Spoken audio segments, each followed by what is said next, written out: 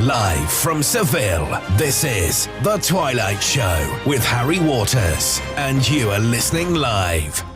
Hello, good afternoon, good evening, good night, good morning, possible, somewhere, probably. It must be morning somewhere. I don't really know. I hope you are all well. Lovely to see that our guest is already here, and the audio is working. It feels like it is a good day so far today. I am smiling out loud. So hello, everybody. It's been a while. It's been 2 weeks again. That's another 2 weeks off. And it may well be 2 weeks until the next show. But it's okay, because you're going to want to listen to this show again and again for a fortnight, just to make sure all of it has fully sunk in. So what has happened in the last 2 weeks? Well, a lot's happened in the last 2 weeks, and a lot more is coming up in the next week and a bit, really. Very, very exciting times, these ends of May days.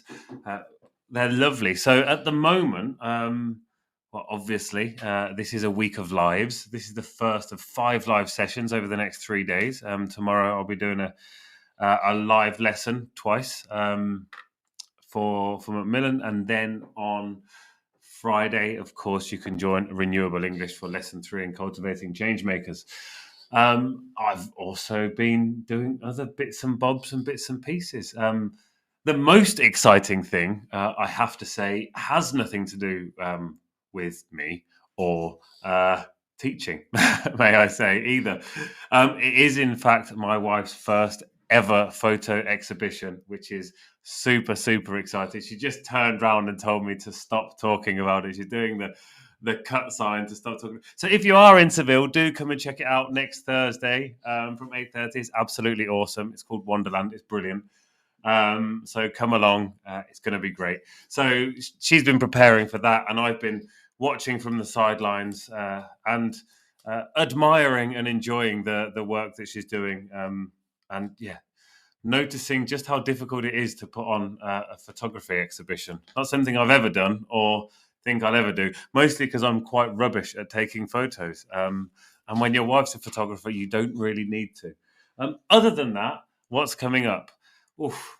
So, as I mentioned, there's Renewable English, and there is lots of writing on the cards. Oh, our class that we've got here, our Young Learners class, we're going into our final unit, and we've got, so throughout the year, we've been doing lots of bits and pieces about the environment, but our final unit is an environmentally focused one, where we're going to pretend develop an app, because at the moment they're 6 and 7, so I'm not sure what the ability is for that. But anyway, we're going to make a pretend one, because they love making phones and playing on phones and stuff like that, and it's going to be what they can do within their sphere of influence to save the planet.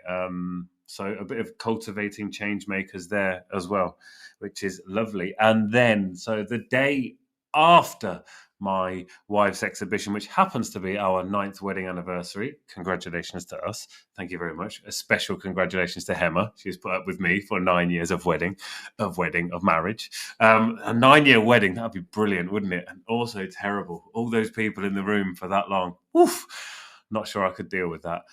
So yeah, congratulations to her, and of course me, for being a very lucky person. But the day after, we are going to Paris. There is a climate summit there. So I'll be speaking at that. It's called Change Now.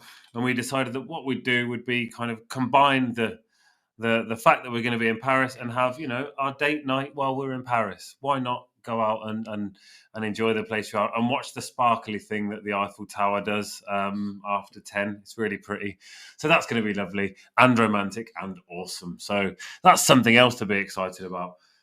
Otherwise, I had, what the other thing that I did this week, another really exciting thing. Well, it was yesterday evening, and I'm sure we'll hear more about it very soon from our guest.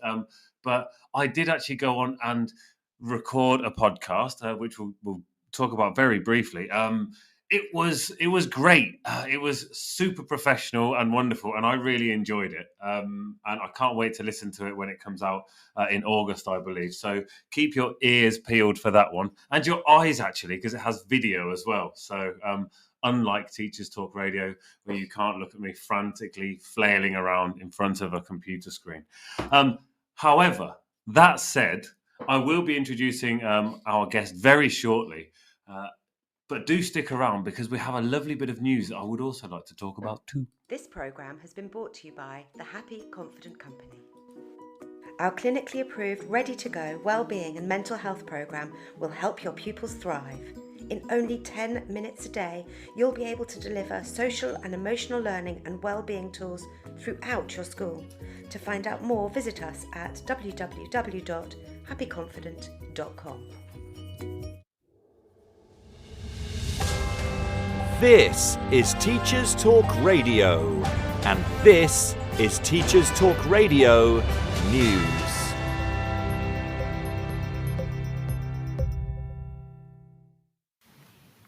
SATs have made the news again as many media outlets report on allegations that children were distraught after the reading paper. The BBC website reports that parents and teachers of Year 6 pupils said the paper was difficult and that it had left some pupils in tears. In response to concerns, the Department for Education said it worked to ensure that all tests are appropriate. Whilst some parents took to social media to highlight concerns, a few also acknowledged that the tests might be good in a way to have some kind of tests before GCSE, but the schools in general are under too much pressure to perform well. Copies of the test paper cannot be published until all pupils in Year 6 have had the chance to take it. Sarah Hannafin, Head of Policy for the National Association of Head Teachers, said the union was very concerned about the paper and it would be raising concerns with the Standards and Testing Agency. In Scotland, Edinburgh University students have criticised the institution's response to a marking boycott. According to BBC News, students fear their work will not be read as the university plans to continue awarding degrees without necessary expertise to cope with the UK-wide industrial action. The marking boycott is part of the latest phase of industrial action by members of the University and College Union at 145 institutions across the UK. Union members are refusing to undertake marking duties and assessment-related work. In response, universities are considering a number of measures, including changing marking guidelines and basing final grades on work already submitted. Many students have expressed sympathy towards staff, but also frustration that industrial action has had little impact on anyone but students, as universities have not reopened negotiations. The University of Edinburgh said it has robust measures in place to reduce the impact of industrial action and that work, including dissertations, would be read. Schools Week comment on teacher burnout after a report from Wellbeing Service Education Support shows a quarter of leaders, teachers and support staff said additional responsibilities were adding on average 4 to 6 hours to their working week. 15% of staff said they were spending an extra 7 to 10 hours supporting pupils. The collapse in support services feeding into schools, including creaking mental health support and overwhelmed SEND services, has left schools and their staff struggling to cope. Jeff Barton, General Secretary of School Leaders Union ASCL, said schools had become the de facto and unofficial branch of social and healthcare services, but that a lack of training, resources or capacity was putting staff under considerable workload stress. The most common additional responsibilities included offering pupils and colleagues emotional support and dealing with difficult pupil behaviour. More than 1/4 of staff surveyed said they had prepared food for pupils who didn't have any, and 41% said they had purchased supplies such as pens, paper and school bags. In the same YouGov survey, 2/3 of school staff said public bodies such as CAMS and social services had been unable to offer pupils support. Further details of the findings can be found on the Schools Week website. The Guardian reported on a proposal to recruit school leavers into healthcare service apprenticeships, which would allow tens of thousands of doctors and nurses to train on the job. The NHS workforce plan could see up to 1 in 10 doctors and 1/3 of student nurses trained through this vocational path in coming years. The alternative route would circumvent the standard undergraduate or graduate route. The plans have been met with criticism by unions, but Amanda Pritchard, Chief Executive of NHS England, has been speaking to pupils at a North East Comprehensive School, where she encouraged pupils to earn while they learn, and highlighted the 350 different roles available within the NHS. Finally, in Wales, the BBC reports that the increasing cost of food means school caterers are struggling to deliver on the Welsh Government plan for universal free school meals. The unit price was set with an assumption about possible cost increases, but Education Minister Jeremy Miles said the world has obviously moved on and a further review was needed. The current rate of around £2.90 per child in a primary school is being described as no longer viable, as price increases of 20% on items like milk, cheese, fruit and vegetables take their toll. The Universal Free School Meals Plan is being rolled out in phases to all primary schools, although a target for every child in reception Year 1 and Year 2 to be offered a free school meal by April has been missed. The policy has been welcomed, but challenges needed to be acknowledged. This has been your Teachers Talk Radio News with Joe Fox. This is 2 Minute Tech with Steve Woods, your tech briefing on Teachers Talk Radio. Hello, this week I've been searching for crazy technology. The tech I found ranges from rather funny to actually quite useful. Let's see if I can blow your mind. Everyone has probably used Google Translate at some point, even if it's just to translate a word into another language and back again to see if it changes. Well, the Google Pixel earbuds paired with the Pixel phone allow you to switch on conversation mode. Now what is being said to you in a foreign language is translated into your earbuds in real time. What you say is translated and projected via your phone. You do need an Android 6.0 or higher to do this, but this has potential to be a game changer for communicating not only when travelling, but in hospitality too. Next up is a quirkier invention, Smarty Pans. There aren't many things you can't connect to an app, and the frying pan is now joining the club. The Smarty Pan has a built-in scale to weigh your food as you add it to the pan, a handle that tells you when the pan is at temperature, and the app guides you through how to cook a meal you're preparing.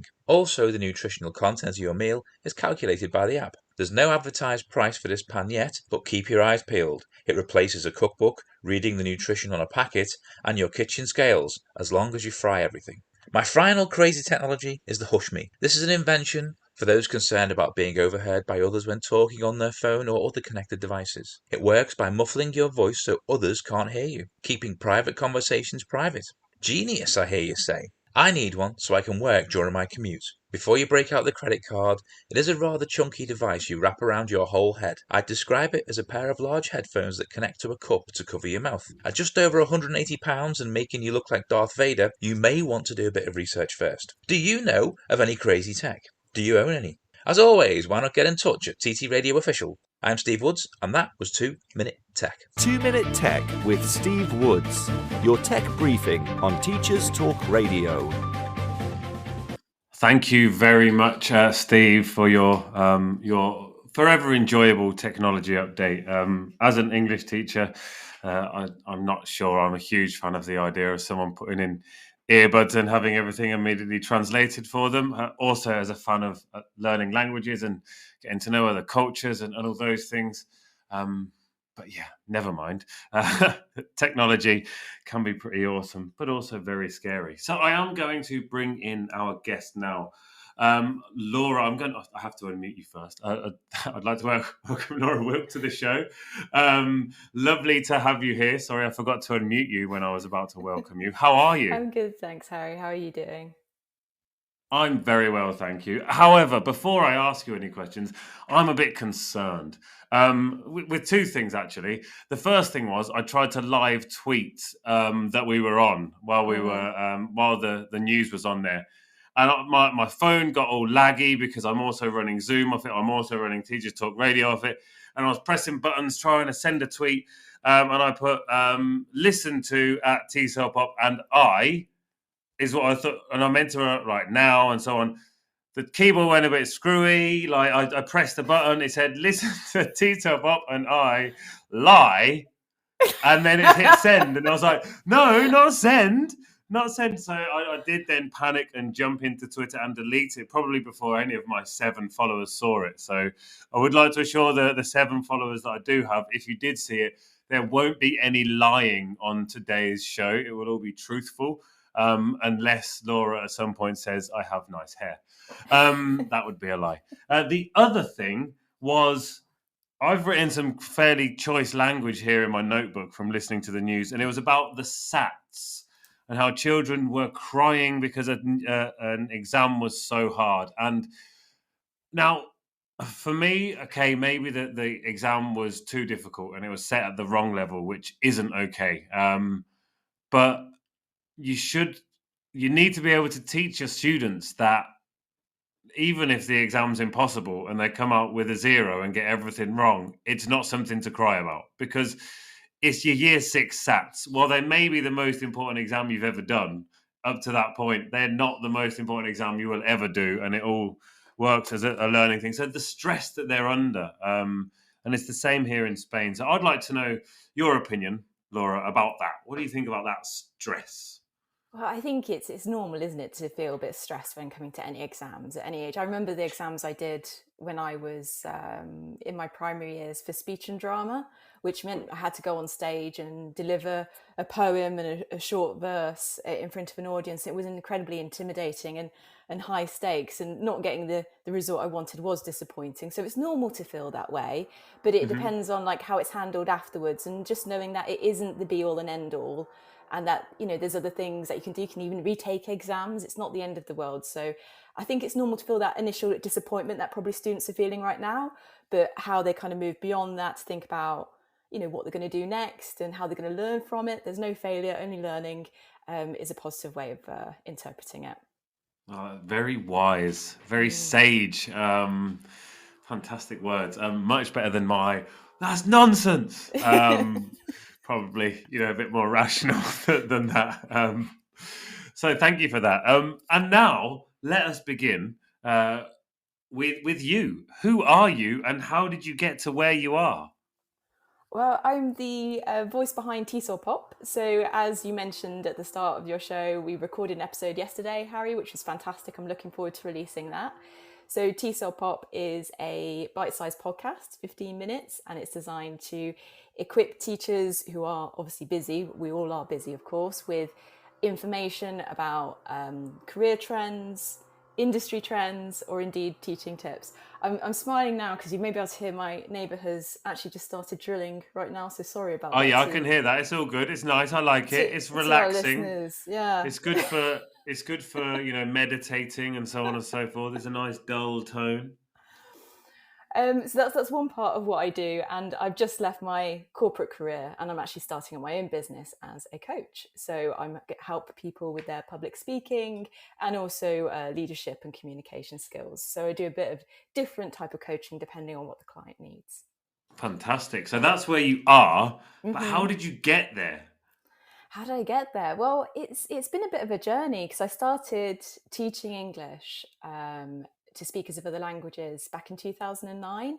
I think my story is quite familiar for a lot of people who may have started in the industry, because I finished university. I didn't really know what I wanted to do.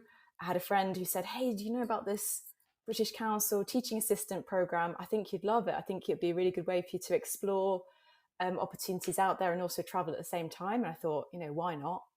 Let's give that a go. And surprisingly got the job, which posted me in Guangzhou in China.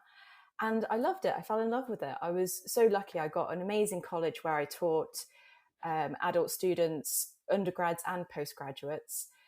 Some were returning to university to update their English skills because they were English teachers themselves, which was incredibly intimidating to face them in my first year of teaching. But they were so lovely and I learned so much from them. It was very much a two-way learning experience, and that's what made me realize, like, hey, this is what I want to do. And since then I've been in education, working mainly in English language teaching, but also doing a bit of drama. That's where the public speaking comes in. And I've been very fortunate to have traveled and taught in different places, mostly in the south of China. So I've been in Guangzhou, Macau, Hong Kong, and also now I've moved over to Switzerland, where up until recently, I've been working with a large online English teaching company, supporting all the teachers that teach on that platform. So it's been a real interesting journey. I want to kind of keep it short because we could talk for ages about it. And I realize we've got other stuff to talk about, but that's just the kind of short end of it. That's okay. We can.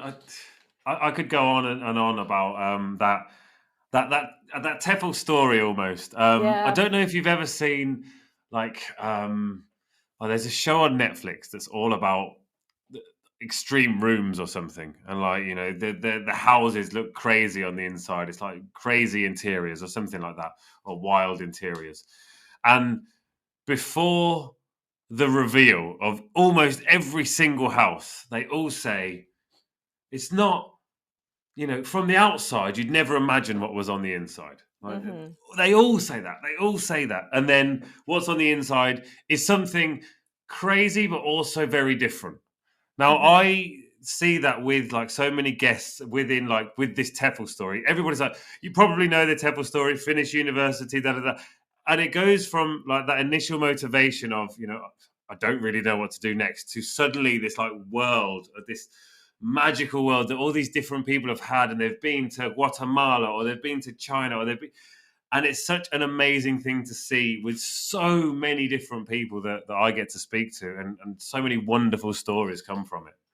Yeah, that's really true. I was thinking about this before we like signed on today, and I was thinking like just how exciting it was when I was in China at the time. Some of the jobs I got in addition to my teaching were really kind of out there. So I've recorded a whole audio for a textbook that's out there where Yeah, my name is I did Angle that.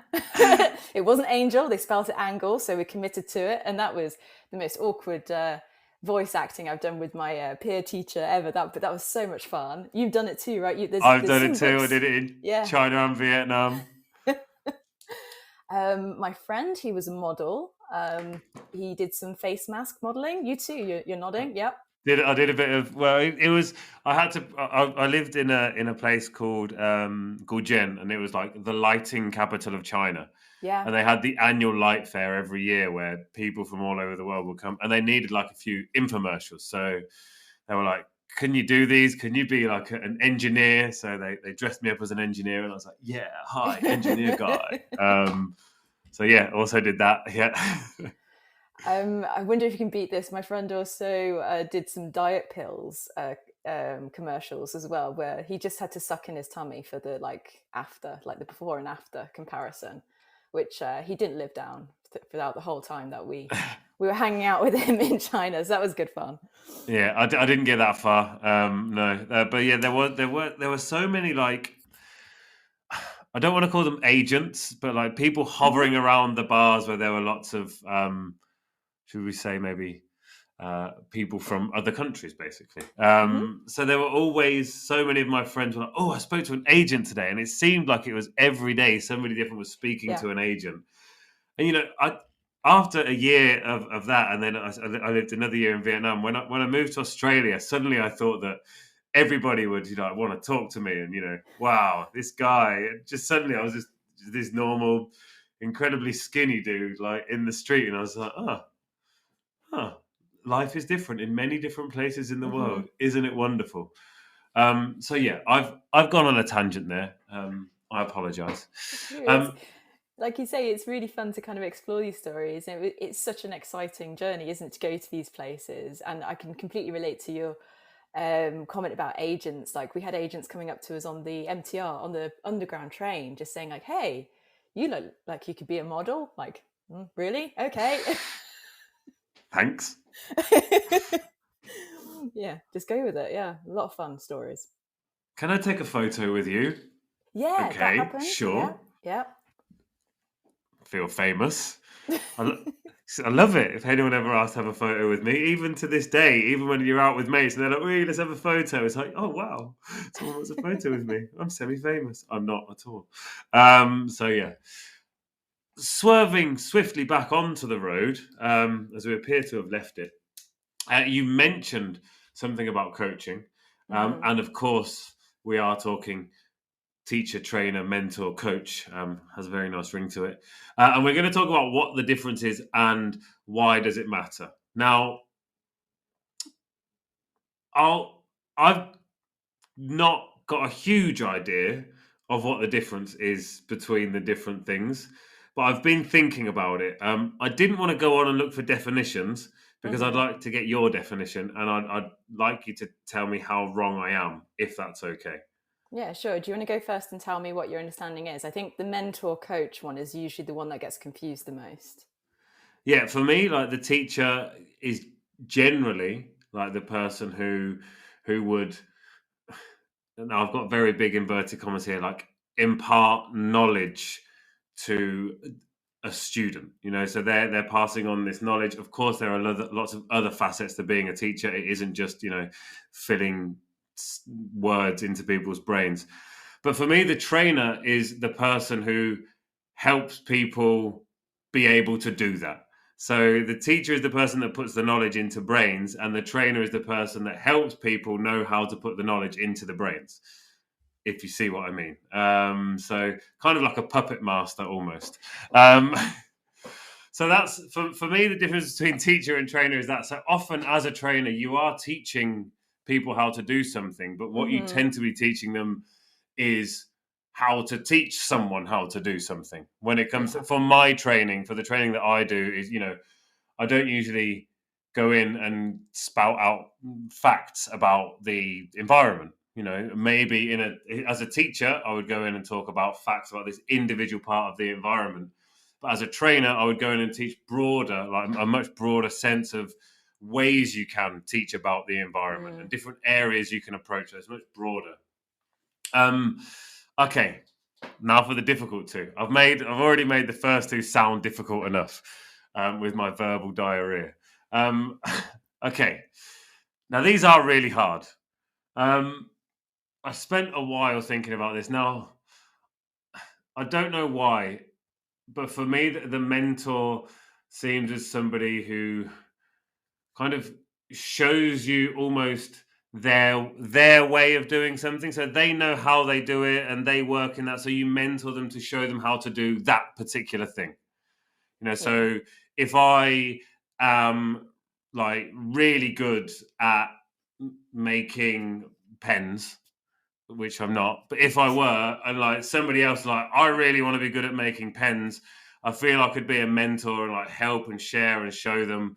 Whereas a coach feels like it's more than that. It feels like a coach is there to help you get to whatever your goal is. I mean, obviously a mentor is helping you get to your goal, but it's more tailored to the person you're coaching of how to get them there. Whereas a mentor is kind of like showing what they know and obviously how to be the best person you can as well. So they're my very short dictionary definition snapshots of what I think they are. Decipher those if you can. Oh, that's brilliant. Thanks for getting us started. I think it's good that you kind of mentioned in terms of like the settings as well. So the whole teacher role that you mentioned, like imparting knowledge or facilitating the learning process, I think is a really good way of describing it. The way I've interpreted teacher and trainer is also thinking about the settings that we normally encounter these terms. I think that's also important as well. And of course, for listeners, these terms may be used interchangeably depending on where they are in the world. These aren't always fixed and there may be slightly different interpretations. So these are my own and not any particular definitions, but I think it's good for people to reflect on if it applies to them or if there's some slight nuances. So for a teacher, we normally have a syllabus that we follow. There's a certain subject with intended learning outcomes and assessments. So you mentioned in the news earlier, or sorry, the news segment, I should say, mentioned the SATs. That's an example of an assessment that would be tied to a curriculum in the syllabus to help students obviously demonstrate their learning in those assessments. So in that context, that was a really kind of good example to pick, because when we think about teachers, we often think about the compulsory education system, state level exams, those high stake exams that we're referring to. And young learners and teenagers. So that's normally where you're going to encounter that role of teacher. Not the only place, but it's going to be probably quite common. Whereas trainer, think about teachers. You go through a teacher training program and you learn the process of teaching. You'll have trainers, or if you go and start at a new school or a language center, you have a trainer who will do your induction training normally and also be responsible for your ongoing development. So that person will be showing you, I'm going to use the example of a teacher trainer, show you how it works for me. I know what they do. Exactly. So like the administrative process, they'll show you how to do that, as well as where the resources are, how to use those resources, about the learners in that particular school context. And then later down the line, once you've kind of gotten into the rhythm of teaching at that specific location or in that particular school network, they're usually responsible for your ongoing professional development. So they may arrange ongoing series of workshops or a conference, or they may also coordinate mentor groups, which I'll talk about mentoring in a moment. Are you familiar with that experience yourself when you've been teaching in spaces, that you've had some sort of induction training? Yeah. There's almost always induction training. Sometimes it can be the most painful experience of your life if it's done Yes. badly, which it Yeah. very often is. For me, the worst was I've had so many experiences of it. A few of them I've run myself, which must have been the worst ones of all, for the people attending, obviously. But it was often that it would be one person who'd be doing it, and it'd be like 3 days of like training, and it'd just be almost very dull because you want different ideas in different sessions. So what I would always try and do, if it was more than just a 1 day induction where you have to look at, I don't know, how to log on the system and, those technical parts, I'd try and get other aspects, other areas, people of interest to do that. So if it was the logging in thing, there'd be somebody to teach the logging in thing, one of the teachers who knows how to do it. But then I'd also have useful first day of class activities. So that would be another teacher would be doing that. And all of these other areas that would hopefully try and not only encourage the people who are there in the training session, but it would encourage them to maybe want to do it the next year, where they could come and they could give a session or something like that. And it just wasn't as boring as just sitting there all day listening to endless nonsense that you don't really care about and you want to leave. So that's happened as well. Yeah, I think that experience definitely resonates with me, and I'm sure it does with a lot of the listeners, that not all training has the attention to engagement. Basically, as adults, we also want variety, we seek engagement, and there's also a lot of power within the room itself. Adults bring a whole load of experience and transferable skills to that room, so really tapping into that and finding ways to inspire that through different interactions, different people coming in, different types of tasks is really important. But it seems to be forgotten from when we leave school to then go into the professional training scenarios, whether it's for teaching or training onto a new job. If you work in finance, for example, it is a lot of talking, but training isn't talking. It shouldn't be talking. It's not lectures. I mean, that's more of a professor lecturer role. It can be proportionately that, but not. It shouldn't be all that. And I think it's good that you thought of creative ways to kind of involve other people and have different expertise and inspire people about different topics. Nice one, Harry. Thank you very much. We've got someone called Jake who's trying to call in. I'm going to ask Jake what his question is, and then we'll invite him on if it's because it would be lovely to hear from Jake. So what's your question, mate? There we go. And in the meantime, mentor versus coach. My guess. I was going to say adivination there because adivina is guess in Spanish, and I was Spanglicizing it. I just did that like literally out loud. So my explanation of mentor and coach, I was clutching. I was clutching at straws there. No, but I think you're really, really spot on. You describe the mentor relationship as more of a guidance role. So we typically see this between somebody who is more senior, not necessarily older, but just somebody who's more experienced, and someone more junior. So we do see this in schools where you've done your induction training and then you get paired with a more experienced teacher normally, and that's your mentor. And the whole purpose of the mentor is to, give you guidance on things like the administration, on things like classroom management, because you're still new and you're still learning things, and you may be still kind of familiarizing yourself with a particular way of teaching that school or that language center particularly wants to follow. So your mentor can be there as a great guide and source of support. They may observe you and give you feedback, all in the interest of helping you get comfortable in the role and level up so you can feel more independent, basically. So we see these mentor relationships quite a lot in schools and also in other industries too. Now, I've got a question about mentoring. What about reverse mentoring? Now, this is something that I've seen quite a lot of in the environmental sphere recently, with lots of people looking to younger people to come in and bring advice on what can be done Yeah. within the corporate environment, for example. So lots of people like Clover Hogan have been invited in to help with eco anxiety and things like that. So, what's your opinion on that, and how do you think we could integrate that?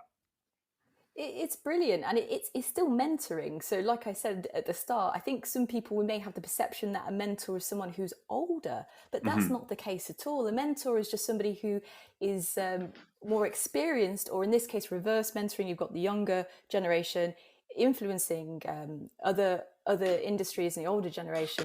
That's just a case of just bringing a different perspective, Yeah, which is and really different knowledge insightful. as well.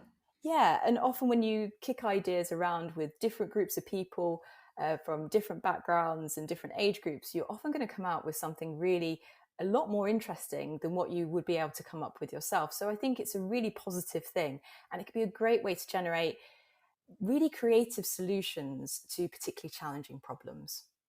Yeah, for me, it's fantastic to see, and from my point of view, the ability to learn from so many people of you know Gen Z folk. Well, even my daughter, I'm learning from her every single day. Yeah, Like so, yeah, it's super important that we take that on board. So we've got mentor now. We've got that written yeah, up on tick our that little off. board. Yeah. That means there's one left. Um, I'm picturing big strapping basketball guy, super jock. Yeah, hey coach, who everybody calls coach. That's what I've got in my mind right now. Um, is that the certificate that you have behind you, by the way, that I can see that no one else can? I wish, I wish. No, but that's a really good point you raised, because the word coach can mean different things in different contexts. So yes, it could be a sports coach in the context of maybe the United States. I think it's used a lot there, right? But the coach I I'm don't know talking, why, but I've got the need to like beat myself on the chest and just yeah, cheer I after see. that whole analogy. I'm like, yeah, let's do this. You need a basketball hoop now in your office, like to Yeah, just, I could just throw it at my ring light. That yeah. might work. Just chuck it in there. But I interrupted you, which was not a very nice thing to do. So there are the sports coaches, but there are Yeah. other coaches too, aren't they? And we're not talking about the big ones with wheels. No, exactly. So, unlike a mentor, a coach is somebody who obviously supports a client. That could be a teacher. It depends on who the client is. It could be anybody, and it helps them go from good to great. That's another way of thinking about it. So, it's very much a client-driven conversation or interaction, and the role of the coach is to partner with the clients to help them achieve their goals. And they'll do this normally by asking very thought-provoking questions, by encouraging them to take accountability, set action plans, and to, hold themselves accountable to what they want to achieve and really kind of give them a bit of a push.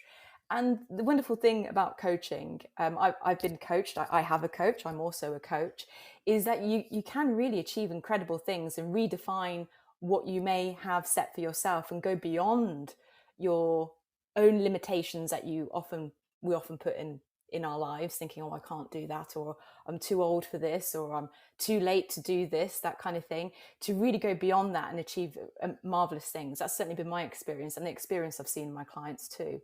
So just to kind of clarify, unlike a mentor, which these two are often very much blurred in the workplaces, and it's really important to kind of distinguish these. A coach won't direct the client. The conversation is directed by the client. So I open up conversations, for example, by saying, what would you like to focus on today? By the end of today's session, what do you want to have achieved? What would that look like? So it's very much empowering the client, whereas a mentor would be more of a guide, and they'll have maybe certain things and a certain role and a certain standard in mind to help the mentee to get to. So it's very different. We don't really want to blur the lines, but I think too often those lines are blurred. In workplaces, they call it coaching, but actually it's mentoring, and vice versa. Mm-hmm.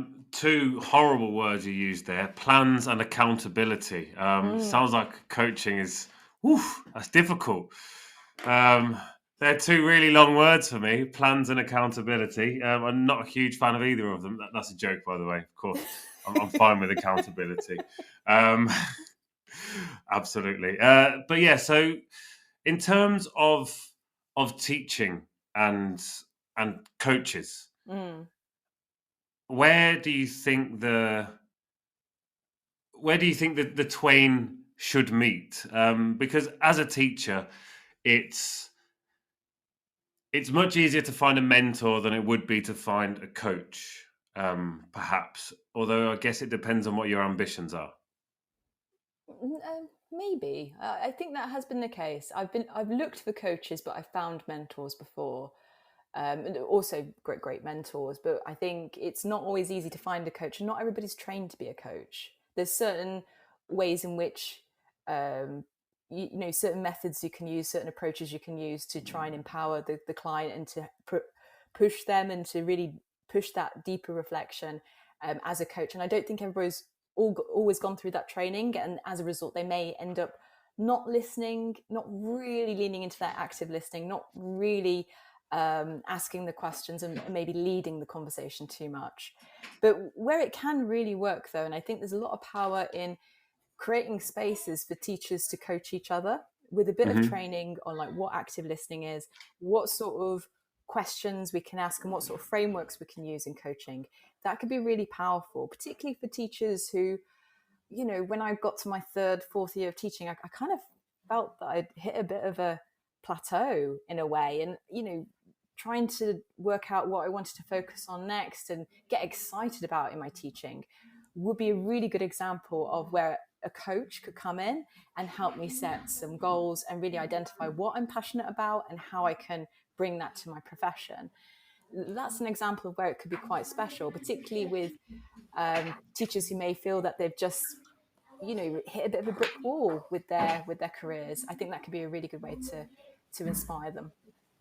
Yeah, it's for me that 4 or 5 year mark that you're talking about. I remember it well, and at the time it was okay. So now it's I can become a director of an academy and do my Delta, and that's it. That was what I saw. That were the only options, because living here in Spain, I didn't see any opportunities outside of that. I couldn't live the Spanish dream, which is to become a civil servant.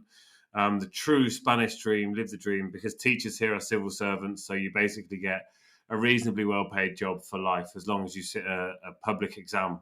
The system is horrible and leads to terrible teachers. But teachers that don't leave their jobs because it's very well paid and they can't get sacked. But anyway, regardless of that, like, it feels like that would be a great space within those teachers who are kind of there and sitting there and they're comfortable, to have a coach come in and show them what else they can achieve and what else they can do, even if it's not to be the director of the academy or the head teacher of the school. Exactly. That's a really good example, like questioning what to do in your career and what the opportunities are, and figuring out what works for you, setting research goals to kind of explore different avenues is a really good way that a coach can support you. You mentioned a coach coming in to that conversation, and that's also really important. I've been in situations where I've been an academic leader or director, and I've also been in a coaching situation with my team. It's really difficult to do that as a manager, or do that where there's some sort of responsibility or reporting in that relationship. Because let's say I'm your manager and you're on my team. You are my manager. I am on your team. Just for example, you've come to me to ask questions about your career, and you want to figure out what you want to do next. But we just had a conversation the other day about something that was quite sensitive, and there's a bit of an overhang about that. If there's a problem between you and I, that problem will come up in the coaching session. And that's why it's really good to try and have somebody outside of that circle who isn't involved in the day-to-day, I don't want to call it politics, but the ups and downs that goes with work, to really just be with that person, and without that overhang of other issues that may be happening in a workplace or school, to really be present for that person and present for helping them achieve their goals. otherwise often things become a bit too murky with the day-to-day running of work. And I know managers are put in situations where they do have to coach as well. It is really challenging, and you have to just kind of literally put everything outside the room. Imagine that you're stepping over an imaginary boundary as soon as you step into that room with that person to coach them, and put any issues that you may have existing aside as best you can. But it's not always easy to do. No, when I listen to this, it seems to me like coaching is generally like it's a one-to-one thing. Like it seems like it would work best as a one-to-one thing, because I've seen so many. I think everyone is a coach on LinkedIn nowadays. There's so many coaches on there, and loads of them offering huge group coaching sessions. Now, I'm not exactly sure how that would work. Surely that's more of a trainer setting than a coach, because unless it's a football coach and they're training for football. But I don't know how you can focus on individual goals and be an active listener to a group of 10 or 15 people. Yeah, particularly if those people are expected to coach each other as well without those skills of coaching. Again, it could lead to mentoring or training or teaching and not actually be coaching, and therefore not be in the best interest of the client. You may have scenarios where you're coaching a team, but you're coaching the team and the dynamic of the team, like what they want to achieve as a team. And that's a different setting. That goes into executive coaching. So, I may go into a company and I've got a particular, like, let's say the marketing team, and they want to work on really clarifying their goals and how they communicate to each other. That's a great example of bringing the people together to work on that, address that, and think about what they want to achieve and how they're going to do it and how they work together to achieve it. In other scenarios where you've got individual plans and individuals that need the coaching, it's very difficult to give them that attention. It's certainly something that I don't do. I'm not saying it's not impossible. I just haven't seen it in practice where it works. But I'm open to hearing otherwise, though. I think it's always good to keep an open mind. Yeah, I wonder if having a coach come in would work for, I don't know, a school that has, I don't know, some behavioural issues, for example. Would it work in that setting, like on a school setting, or would that again be more a kind of training thing? Would a coach work for that? Would that be another way of getting around it? Because, well, often it's actually the whole school culture in general that develops that. But let's take it down to a language academy, for example, something a lot smaller than a big school. Could there maybe be coaching involved about that classroom management side of things and behaviour side of things? Yeah, I think so. I think there could be an opportunity to explore how teachers come together and think about what sort of behaviour they would like to see, what they're not seeing, so what the towards goal is. So in coaching, we always think about what we want to move towards and not away from, and how we can really visualise that and put actions and wording in place that moves us and helps the students to move towards that vision. So absolutely, that would be a very good scenario for that. And now I want to know, so we talk a lot about active listening. And for me, somebody recently asked me, what makes a great teacher? And I was like, there's lots of different things that make a good teacher. Firstly, he's bald. Secondly, he has a beard. Thirdly, he wears hats and a shirt. There you go. That's literally all you need to do. You. There you go. That's all you have to do. But they were asking me, in my experience, how could they be a good or a great teacher? And the only thing that really came up for me was listen to your students. Like, to become, you can be a good teacher by doing lots of training. You can learn lots of cool new things. You can know all the devices. You can be a really good teacher. You can be a fun teacher. You can be the most fun teacher, but I don't think you can really be a good or a great teacher until you start to listen to your students and not just, listen to the answer to the question that's in the textbook, but listen beyond that, find out what they actually want. And in doing that, you yourself as a teacher kind of develop that role as a coach as well. Yeah. I think it's a coaching skill, isn't it? And we may even ask coaching questions in our teaching as well, so we can borrow things from that practice. But actually really listening, and listening doesn't mean necessarily always listening to what people are saying, but also looking at the body language, the facial expression, And that's something I look for in my clients when we're talking, because sometimes I notice something, there's a shift. I'm like, oh, what happened there? What did you feel there? Something changed when you mentioned X, Y, Z. Tell me more about that. And that's what listening is. It's not just the act of hearing, it's the act of observing as well, and really taking note of how that person may be feeling or thinking, and giving the space, a safe space for them to explore that. It feels like that should be, one of the fundamentals of teaching. That moment of actually listening, because you really can see, particularly in kids and teens, you really can see those tells of if something isn't really okay, or if something they've said has had a big effect on them. Absolutely. I think we can all think of examples of positive and also, sad examples where we've seen our students distressed. Like I was giving an example the other day when I was talking to Peter Fulliger about inclusive materials and the importance of inclusive materials and LGBTQ plus identities in the ELT classroom. And the reason why I'm so passionate about this is I had a real moment in my teaching where we were talking about families, very, very typical topic in the ELT books. And usually Unit 1.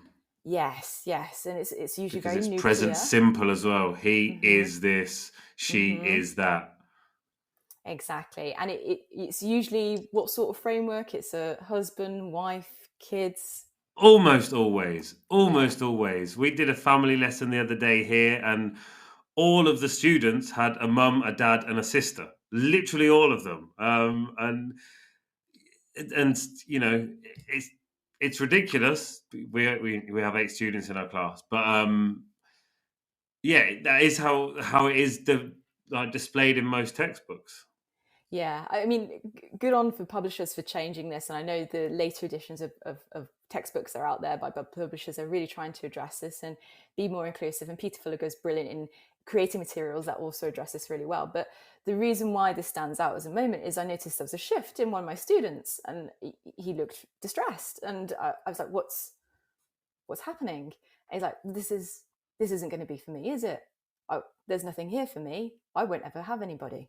And that was a real crushing moment, because he saw these nuclear, male and female relationships, and what he saw in a relationship as a gay man wasn't represented. And I think, like you say, as teachers, it's really important that we do listen, and listening means also observing and noticing those shifts. So you can be like, okay, no, I need to do something about this. This student needs support. We need to have a conversation. I need to support them. Or even celebration, like, oh, you seem like you're really happy about this, or you seem really relieved about this. Tell me about that. You can really lead to some really much deeper and meaningful conversations as a result, and build deeper connections with your students. Which is fundamental. Let's be honest. If you're gonna be a good teacher, if you're gonna be a great teacher, it's all about those connections. And and that moment you say. So we're lucky with our classes. They're volunteer classes. We have 2 classes for the people in the village. So we can design our own materials, which is great. We don't have to follow the course book. So when we were like, we'll do family then, and it was 2 or 3 weeks ago. We saved it till later in the year. Why not?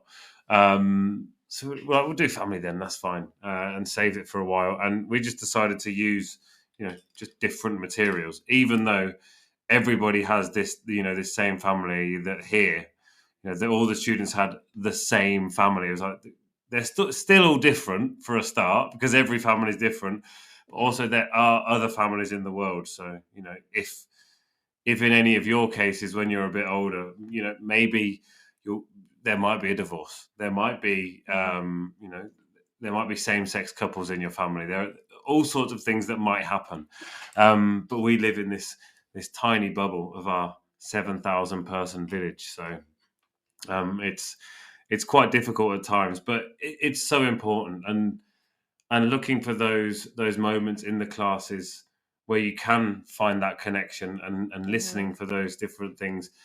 And I've also realized that goes so far beyond just at the start of the year in ELT, we always have that about me page. I don't know if it's in every other subject as well. It probably is. It's probably a typical start of the year thing, where it's about me, and it's, here, this is me. This is my pet. My favorite color is red. I am 39 years old. Those basic things. My favorite dinosaur is a Triceratops, obviously. So cool, like mega rhino. So they've got all these different things, but that is often the place that stops as a teacher. That happens. Teachers look at that and go, "Oh, your birthday's on the 27th of March. That's 3 days after mine." And they put it down and they move on to the next thing. And the next class, maybe they'll look at it and see, "Oh, they like this cartoon. I've seen that before." So they maybe miss the opportunity then and don't take the opportunity often enough to find those connecting moments. Mm-hmm. And I can understand why, because obviously, if we think about teachers in the UK, which I know a lot of your audience are based in the UK, they're often snowed down with so much work and admin that they're just kind of become a part of your work where you're like, okay, I need to move on to this. I need to fulfill this learning objective. I need to demonstrate this learning objective is being fulfilled, particularly if I'm going to be observed next week, or we're going to have Ofsted in. There is a lot of pressure. We don't say that word on here. No swearing, thank you. Gosh, sorry. Yeah. You did say no swearing in Ofsted is one of those words. But isn't it wonderful when we do have those opportunities and those moments to slow down? It's kind of like slowing down to bring us closer in a way, isn't it? And to speed up in some ways when it comes to when you think about relationship building and the rapport that you have with your students and student to students too. Yeah, it's really fundamental to a good classroom dynamic, particularly when you're. I'm sure it's similar with adults as well, but particularly when you're teaching younger people, teens and kids, because it is such an important formative part of their lives. That's not dismissing adult students, by the way. I think they're also very important, but quite often it's a younger student will need you more a lot of the time. More often, there will be adult students that need you again, yes. But it's more common that a younger student will have that need and maybe not wish to stand up and say, "Hey, teacher, this is upsetting me because X, Y, Z." Mm-hmm. So, yeah, for me, that's an area where we can bring coaching into teaching. And I'd like to know from you, what was it that made you realize that you wanted to coach? Well, as I mentioned, I have a coach. So my coach helped me to explore what I wanted to get out of my life, basically. And having a coach really helped me to kind of rethink what I want to do and what I enjoy doing and what I'm passionate about and what energizes me and doesn't take away from my energy. And also the point in my life I'm at, the type of work I want to do. So, doing the reflective conversations with her, I was able to identify I love working with people. Of course, I'm going to be in education for life. It's what I do. It's what I get up for in the morning. But I particularly enjoy helping people to unlock their potential and to really reimagine what's possible for them, which if you don't have somebody like that in your life, you sometimes don't realize just how many opportunities and possibilities there are for you that you can take. And that if we remove some of those barriers that we sometimes put in ourselves, I'm not talking about people that obviously are still struggling to make ends meet. Coaching is for when you have got those Maslow's basics, you've got food on the table, you've got a roof over your head, but you kind of at a stage in your life where you may be holding yourself back through maybe you lack confidence, or maybe other people have told you can't, or that you're not good enough to do something, or maybe you are scared to try something because you're scared of failing and looking silly, those sort of things. That's where a coach can really transform things for you and really help you to unlock and explore possibilities that you may have otherwise kept in a box and not opened. And then, on your deathbed thought, oh gosh, I really wish I'd just done that.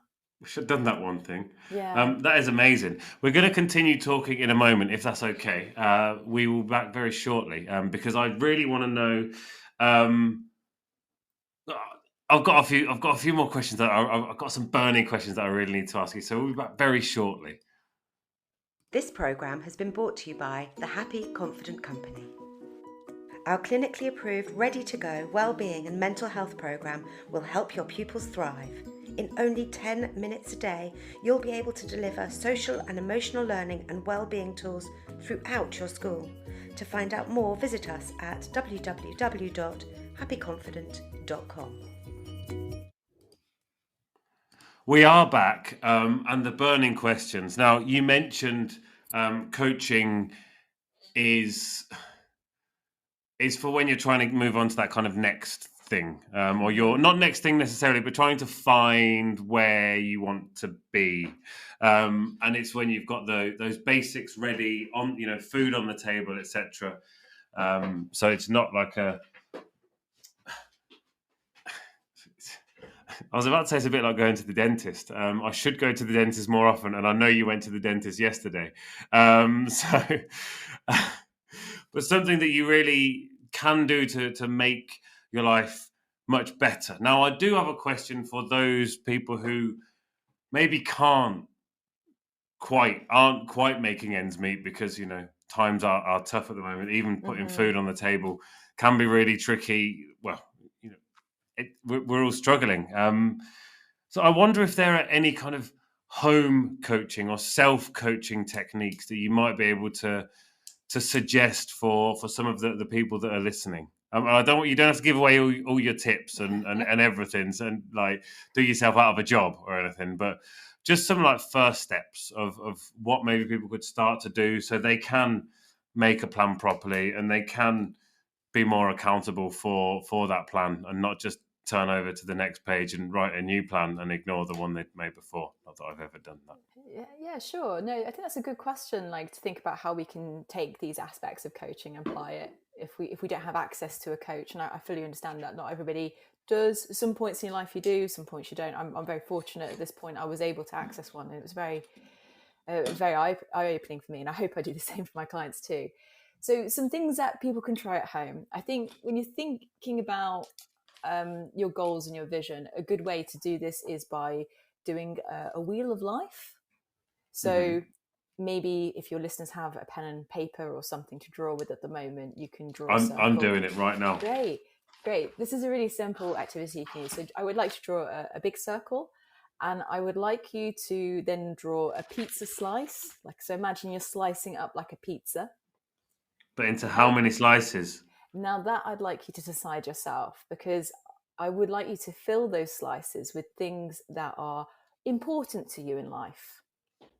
Oof. So I'm not going to tell you because I don't want to direct you on this. I'd like you to tell me an example. Okay, but I'm thinking about it like it could either be 4 or 8 basically, because otherwise it won't be even and that'll look really funny. That's okay. You can make several wheels if you want to. If I do it into 8, am I allowed to maybe join a few of them together so it's actually like 6? Okay. Yeah, of course. Just I'm going to do it in pencil so I don't ruin it, so I don't make a mess. In my scrappy notebook that I have here. Okay. So I've got 8 slices, but I might not use all of them. I might give someone to somebody else who needs some slices of my life. That's very generous. I won't give my life to anyone else.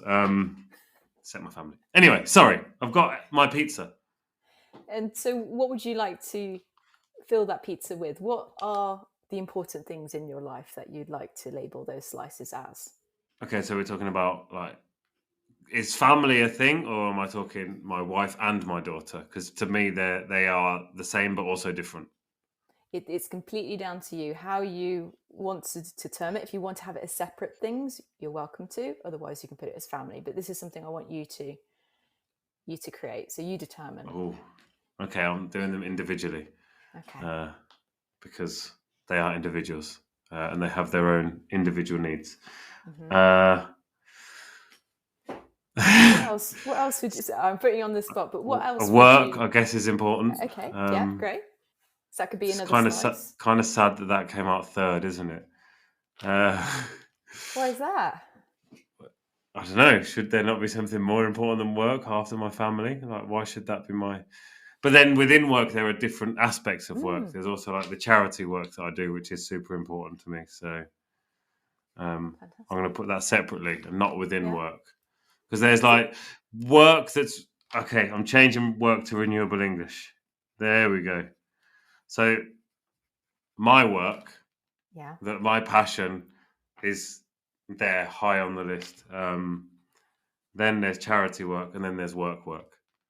So there's 3 different types of work, basically. No, it's good that you're thinking about these because these may mean different things to you. So this is a really good activity that you're demonstrating for listeners. And I encourage people to populate this wheel of life with things that are important to you, and how granular you want to be with it is up to you.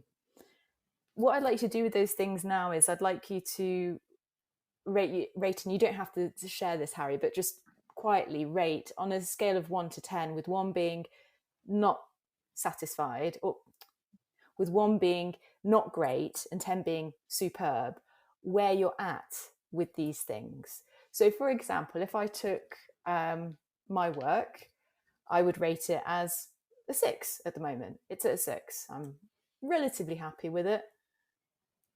I'm obviously just getting started. I've got to figure out a few things. So mine's at a 6. I'm not going to ask you to share yours because it's private to you. I don't mind sharing. It's fine. It's all good. If you feel comfortable to, you're welcome to. I think in terms of renewable English, I'm at about a 6. I'm happy-ish, but I know there's a lot more that I can do if I structure my time better and also don't have as much other work to do.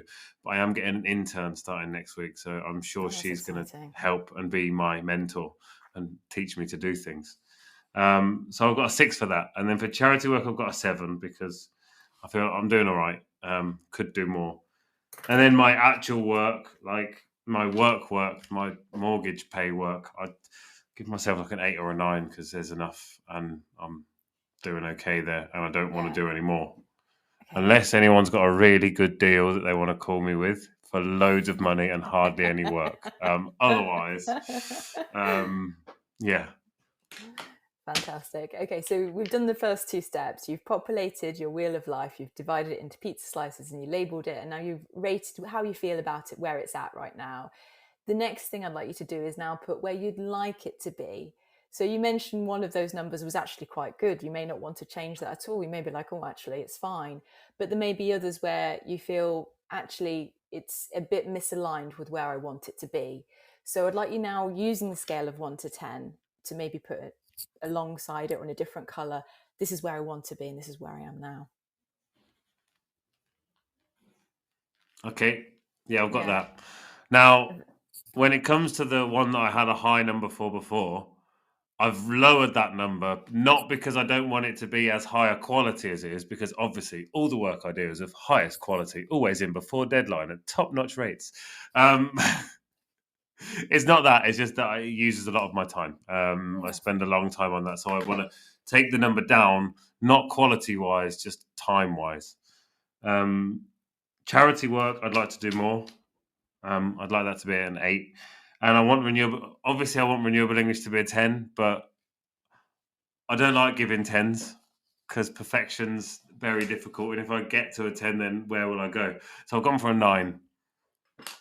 Brilliant. So this is a really good activity because you've identified some things where you may want to adjust. It sounds like where you're prioritizing your time and energy and put it into different areas of your life. Have I understood that correctly? Absolutely 100% correct. Without, yes, very much.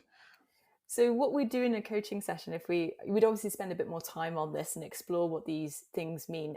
In a coaching session, it's really important to think about the meaning behind the word for people. So what may be the meaning of work to you may be very different to mine.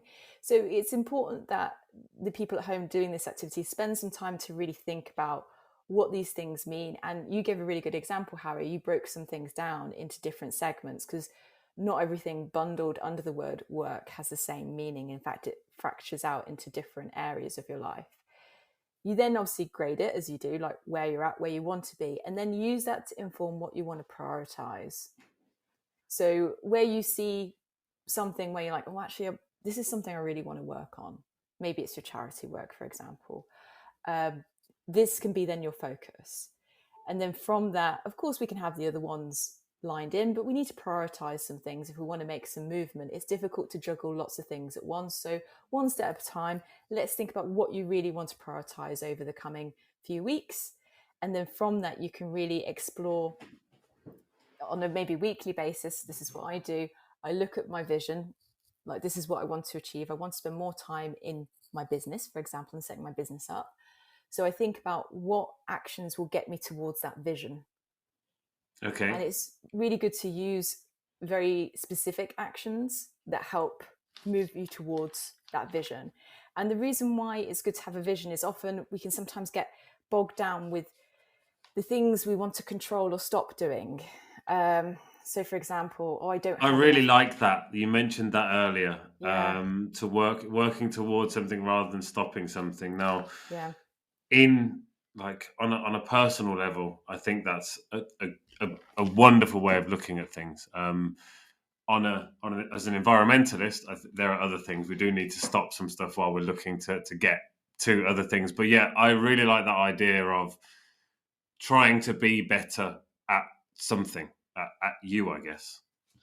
Exactly, not get fixated on the things that, I want to stop doing this, or I want to remove this.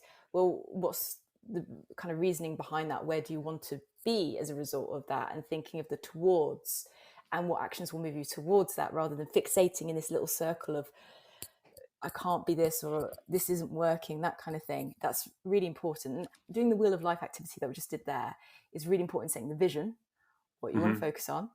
And then from there, you can start to build the actions to move you towards it. I like it. So that's something that everyone can do at home. Yeah. Obviously, with a trained professional to help you, tell you what actions would help is a good idea. But yeah, this idea of now you mentioned accountability. Now I know of some people that, particularly since the work from home boom has happened, even a lot of teachers that I know who work online at home, they find themselves, it's a lot easier to, if they want to slack off. So maybe if they don't really want to do enough planning, then maybe they just won't really do it. And they find it easier because there is less, in inverted commas, accountability, even though, you bring that upon yourself. So this idea of them having accountability buddies, I've heard of this with some people do it. And that is basically someone to say, get off your backside and do the thing you said you were going to do. Well, you can't make anybody do anything. I've learnt that not from coaching, but from being a manager for a long time. I learnt that lesson the hard way very early on. But really, accountability has to come from oneself. So if you're really wanting to achieve something, how are you going to hold yourself accountable? How are you going to show up for yourself? Does it mean scheduling specific time when you know you work well on something? Blocking out time on your calendar, setting a reminder, making sure you've set your kind of desk ready for that work, and blocking off notifications until you achieve a particular goal. It's about really owning that. And, as a coach, I'm not an accountability partner. I encourage my clients to think about how they're going to hold themselves accountable. Maybe a good example would be with my own kind of personal goals. I work out. I need to work out for my own well-being. It's something I enjoy doing mostly now. But before, I found I was getting very stressed and not making enough time to do my workouts. And I was kind of in that stressed away space rather than moving towards. So I wanted to work out more. So I had to think about, well, when I'm going to do it, what are my actions? How often am I going to work out? And to hold myself accountable, I made sure that I scheduled specific times, blocked it off, and got into a routine. So, that's an example of how I've held myself accountable. And there's little rituals I do before, I close the day at the end of the day. So I'm ready in the morning to go straight to the gym. It's the first thing I do. Like before I do anything else, I go straight to the gym. Well, that's cool. I just showed you on our Zoom call where my gym is. Yeah, I didn't see you. Show me again. I'll show you again now. This is my gym where I go every morning at 6. There we go. Oh, lovely. A home gym. That's great. Well, yeah, kind of a home gym. It's actually it's an upcycled gym actually. Now I'm trying to figure out how to turn the camera back around, and I'm failing miserably. This is hilarious. It's as if I've never used Zoom before. So as you know, I don't like to see things go to waste. I try to encourage people I know to use things as much as possible, not throw things away. But there's something lovely that people do here in Spain. Is it lovely? I'm not sure. I think it's lovely. When someone doesn't want something anymore, then maybe you don't take it to the charity shop. They leave it next to the bin. And everything that's on my my balcony home gym, I found in bins. So there's an exercise bike there. There's a bunch of pot plants out there. A few succulents. There's a one of those rollers for your back. That's a lie. I did get the yoga mat. That was I got that. But yeah, so everything there. But yeah, every morning when I get up, that's my go-to spot. And then I actually go to another thing I found in the bin, which is a coffee grinder. Yeah. Really cool, like 70s looking coffee grinder. One where it still works even if the lid isn't on. You know, the ones, the finger cutters that definitely are not legal anymore. So then I go to that and I have my coffee. So that's my morning routine. That's lovely. But after that, my level of accountability is pretty poor. I frit between tasks. I like that I'm a freelancer because it means I've got a lot of flexibility to go between tasks. But I'm also, I have to be there for lessons at certain times and for training sessions at certain times. So it's nice that, but yeah, my making myself accountable, I'm not great at that. It is quite challenging, isn't it? But if you're in a situation where something's not serving you, and you're not particularly enjoying how you're approaching your work, or I don't want to put words into your mouth, but if it's not serving you, I think that's a good thing to kind of reflect on and think about, well, what do you want it to look like? Well, yeah, because I do like it. I really like it because it feels fun to do. But then I look at it and think it's not the best way to do it. You probably shouldn't do it that way. But as I'm the boss and I get to do whatever I want, so it is a state of thinking.